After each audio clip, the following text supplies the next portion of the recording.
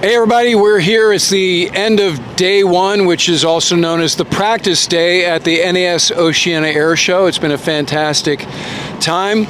The Blue Angels just completed their performance, and I'm pleased to be joined by our friend Chester Hull, who just published this very cool coffee table book called Life on the Flight Deck.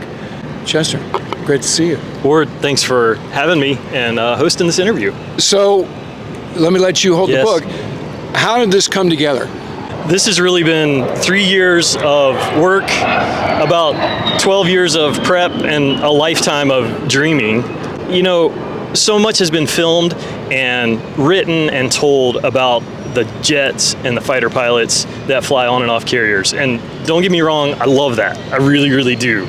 But nothing is told of the story of the 18, 19, 20-year-olds who work on that deck to launch and recover those aircraft in all kinds of weather, all kinds of conditions, 14, 16 hours a day. And that's the story I wanted to tell. So how did this particular effort come together? What carrier, who did you have to coordinate with to make this happen? I connected with a friend who used to fly the F-14 demo, and he said, hey, I love your vision, and I can't promise to help you, but if I put you in touch with some people, yeah, I'll do what I can. And I got a call or an email from his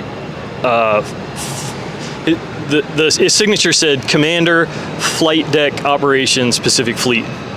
And his email said, call me. And I called him. And there was this moment as we talked, because he thought that I was just going to ask him some questions about flight deck operations. That was kind of, and there was a moment we were talking when the time came, and I said, sir, what I'd really like to do is be able to get on a ship, interview sailors, take pictures, and experience what it's really like so that we can portray this and, you know, do it justice. And it was a scary moment. I teach my kids the power of the ask. If you ask and the answer is no, you're right where you started, but sometimes the answer is yes. And he said, I think we can make that happen. And so we went on as he was certifying flight deck operations on the Nimitz. We were able to go on, myself and a photographer. We spent a week on the ship. It was fantastic. We had virtually unfettered access on the ship to go and, you know, do what we wanted, talk to people, go to the spaces we wanted to see. A lot of times folks ask, what do the different colored jerseys mean? Right. Let's go through the various colored jerseys in the order that you cover them in the book. Okay. Yellow is the most prominent because it's just the most visible that you see. And the yellow shirts are responsible for directing the aircraft around the deck. Before you get to be a yellow shirt, you come on as a blue shirt if you're choosing that rate, that area of work.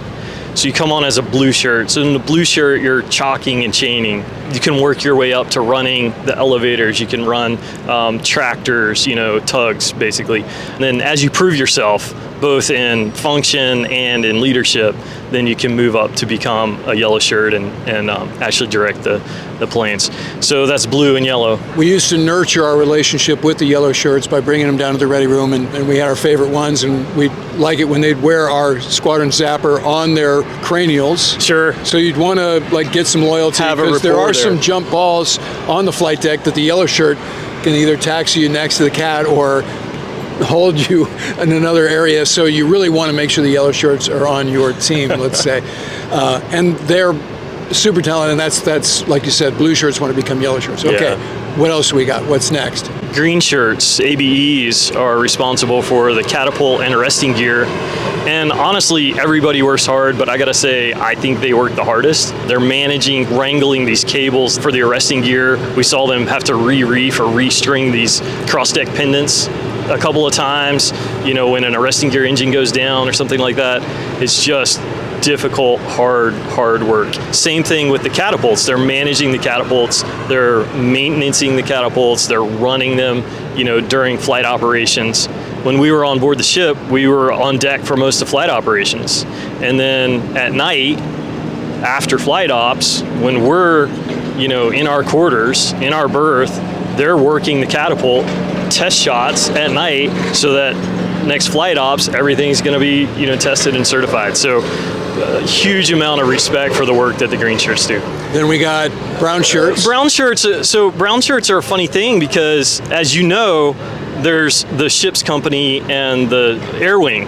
And the Airwing comes and lives aboard the ship on a deployment or a training exercise. So the brown shirts primarily are part of the Airwing for plane captains, maintenance on the jets, and things like that. So they're working in this same environment and absolutely fit in this picture for sure. And they're working side by side with the ship's company, in that environment. Love talking to the shooters, the T-shooters on the Airwing side, right? The troubleshooters on the Airwing side have some great stories about, hey, I'm plugged into the CO's jet and something's wrong. He's next. I have to fix it. The pressure is on. Hearing their stories about kind of what it means for them to have a hell yeah, this is why I joined the Navy moment. It's great that you bring up the teamwork between the ship and the Airwing. That was fundamental. I can't lie and say that it was always awesome on every carrier I was on. But when it was working and when it was nurtured by CAG and the carrier CO, sure, it was magic, sure, right? And there was no differentiation of roles and missions. It was one unit.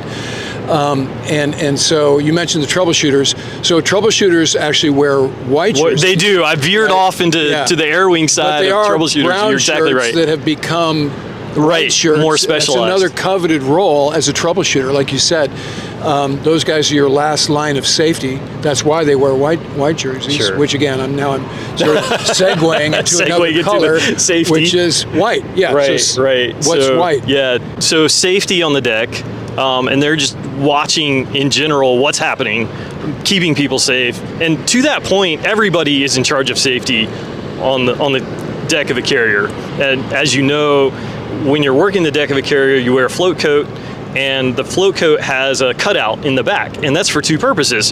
One is you can't communicate. It's very, very difficult to communicate. So you're holding on to somebody's float coat from the back, and they're leading you around so that you can learn how to do your job and where you can go and where you can't go. And the second reason that hole is there is so somebody can reach out and grab it and pull you back and save your life. Yeah. So the safety role is very, very important. It's incredibly dangerous. Most dangerous 4.5 acres in the world. Okay, so we've been through blue, yellow, brown, green, white, purple, grapes, if you will, in charge of fueling operations and wrangling fuel hoses wherever they're needed. We saw them as they were doing carrier operations and doing CQ operations for the Airwing, that they were doing a lot of fueling. They'd want a certain amount of fuel on the jet at that moment, and they kept them busy, and it's a lot of hard work. And then red. Colors. Yeah, red. So red on the ship's company side, handling the ordnance of the ship. On the Airwing side, red handling actually uploading ordnance and weapons onto the planes. Some of the stories we got on that front was, we would ask, like, again, what's a hell yeah moment? Like, this is why I joined the Navy. And ordnance people would tell us the first time we loaded up jets and they came back empty is when we knew this was real, Right. And absolutely. Ordies are loading cutting edge weapons and they're being used. They're not coming back. Right. And like you said, that's not a rare occurrence these days. Every deployment, you're gonna have that sort of job satisfaction. And so if I load this thing and it doesn't go off when the pilot needs it to happen, right. then I have failed. That's right. So obviously there's great satisfaction as an Ordie.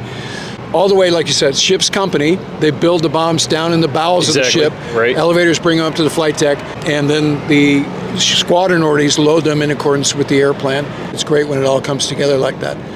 So Chester, this is a fantastic book. As you said at the outset, thank you for focusing on the folks, the great men and women who work on the flight deck. The book is called Life on the Flight Deck. The author is Chester Hull, and is Kenton Van Dyne is the primary photographer. Okay. And he shot most of the photos. Kudos to him for being willing to do this. He did a fantastic job. Couldn't be happier. So we'll put the link on where you can get the book in the episode description.